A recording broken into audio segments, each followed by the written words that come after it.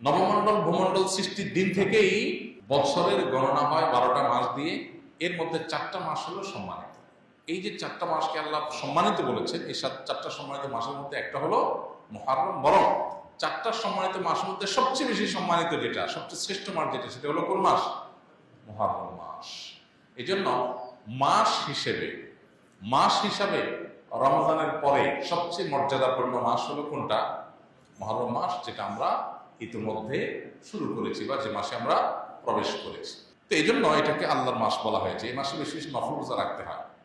নফল রোজা নিয়ে অবশ্য আরেকটা হাদিস আছে, এর সাথে বাহ্যিক দৃষ্টিকোণ থেকে কন্ট্রাডিক্টরি মনে হয়। সেটা হলো আমাদের আয়েশা রাদিয়াল্লাহু আনহা থেকে বর্ণিত, নবী সাল্লাল্লাহু আলাইহি ওয়াসাল্লাম এর ব্যাপারে তিনি বলেছেন, মা রাআইতু রাসূলুল্লাহ সাল্লাল্লাহু আলাইহি ওয়াসাল্লাম ইসতাকমালা সিয়ামা শাহরিন কাত্তু ইল্লা ফি রমাদান ওয়া মা রাআইতুহু আকসারা সিয়ামা মিনহু ফি শাবান।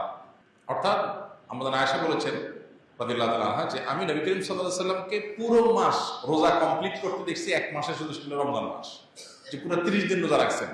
এটা শুধু দেখেছি কোথায়? রমজান মাস।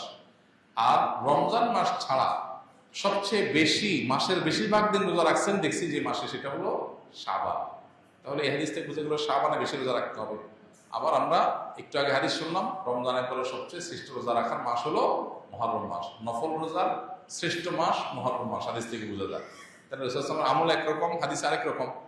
এর সমন্বয়টা কোন জায়গায়, কিভাবে? উত্তর হলো যে মূলত মুহররম মাস এটা নফল রোজার জন্য সবচেয়ে সেরা মাস। এরপরে শাবানের মর্যাদা।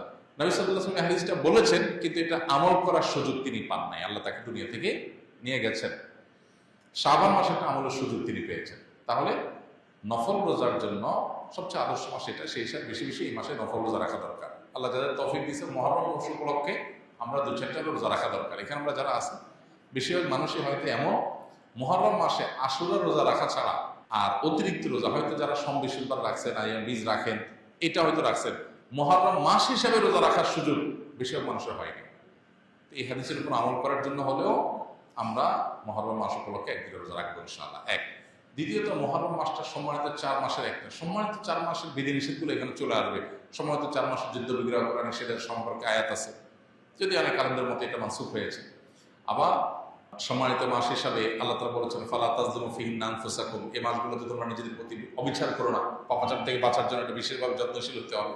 ইবাদত বন্দেগীর রুটিন কাজগুলো বিশেষ আন্তরিকতার সাথে করতে হবে। এটা হলো মুহররম মাসের করণীয়। এছাড়া মুহররম মাসের মধ্যে আশুরার দিনটা আছে, সেই উপলক্ষে বিশেষ করণীয় আছে আশুরা রোজা রাখা এবং আল্লাহ তাআলার শুকর আদায় করা মুসা আলাইহিস সালামের বিজয়ের কারণে 2টা রোজা রাখা সুন্নাত আশুরা।